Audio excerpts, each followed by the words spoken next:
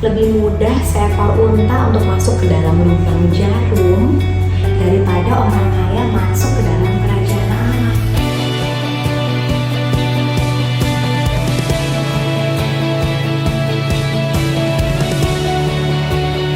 Sadarilah bahwa segala kekayaan yang kita punya itu benar-benar datangnya dari Tuhan.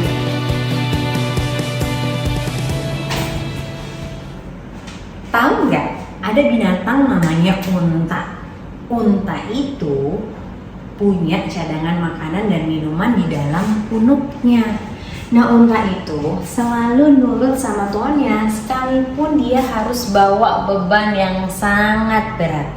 Kebayangkan di padang gurun ya, itu kan panas banget ya. Unta kan hidup di padang gurun ya, bukan di kota. Di padang gurun itu kan panas banget gitu ya, dan nggak selalu ada air gitu. Nah, hebatnya unta ini dia itu pintar mengelola kekayaan atau apa yang dia punya. Karena kalau lagi langka nih air di padang gurun, ternyata unta tetap bisa punya cadangan makanan dan minuman selama 6 bulan. Wow, hebat banget gak sih? Itu dia kenapa Tuhan di Alkitab itu sampai pakai ilustrasi 3 kali tentang yang namanya binatang unta ini. Kan ada dibilang ya bahwa lebih mudah seekor unta untuk masuk ke dalam lubang jarum daripada orang kaya masuk ke dalam kerajaan Allah. Menarik ya, unta yang segede gini masuk ke dalam lubang jarum yang kecil banget itu lebih mungkin daripada orang kaya masuk ke dalam kerajaan Allah. Gak ada yang salah untuk menjadi kaya, tapi motivasi hati kita untuk selalu mengejar uang itulah yang menurut saya gak pas atau kurang tepat, atau mungkin bisa dibilang berbahaya ya. Bahayanya biasanya kalau kita udah punya uang banyak gitu ya, artinya bisa dibilang seperti orang kaya gitu ya. Emang susah untuk kita bisa ngendaliin atau ngitung kebutuhan dan keinginannya kita. Bener deh teman-teman, lebih susah ngatur uang, waktu uang kita tuh banyak banget.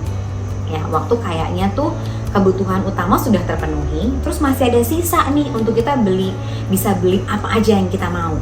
Itu lebih susah loh sebenarnya daripada uang kita atau income kita tuh rasanya terbatas.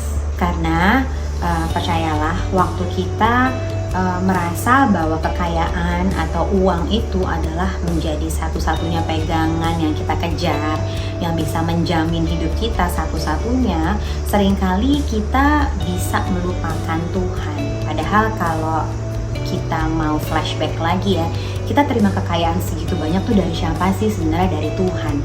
Tapi kenapa waktu kita menjadi kaya, kita malah takut kehilangan uang kita itu gitu loh. Kita nggak mau lagi istilahnya untuk nggak punya uang. Kita jadi takut jangan sampai nih kekayaan kita ini hilang. Bahkan kita jadi gagal fokus sehingga kita fokus sama kekayaan diri sendiri. Kita lupa untuk berbagi sama orang lain. Kita lupa bahwa Tuhan itu kasih kekayaan sedemikian rupa buat kita karena Dia mau kita itu juga bisa berbagi, bisa nolongin orang dan lain sebagainya. Nah, sering nggak sih teman-teman lihat bahwa orang kaya akan semakin kaya gitu ya? Tapi bukan tentang orang kaya menjadi semakin kaya itu salah, bukan. Tapi yang salah adalah waktu kita udah kaya lalu kita ngerasa nggak cukup dan kita selalu mengejar uang untuk pengen menjadi kaya. Jadi apapun kondisi teman-teman saat ini ya, mungkin teman-teman lagi cukupkah atau lagi ngepas gitu ya, atau sekarang ini lagi banyak uang gitu ya di saldonya teman-teman, tetaplah berharap sama Tuhan. Sadarilah bahwa segala kekayaan yang kita punya itu benar-benar datangnya dari Tuhan. Bagian kita itu cuma mengelola kok, bukan harus menghasilkan lebih banyak. Hati-hati jangan mau cepat kaya, tapi biarlah kita bisa bersyukur dengan apapun yang kita punya, sambil kita menjaga diri kita dari segala macam ketamakan dunia yang fokusnya hanyalah nanti diri sendiri. Oke?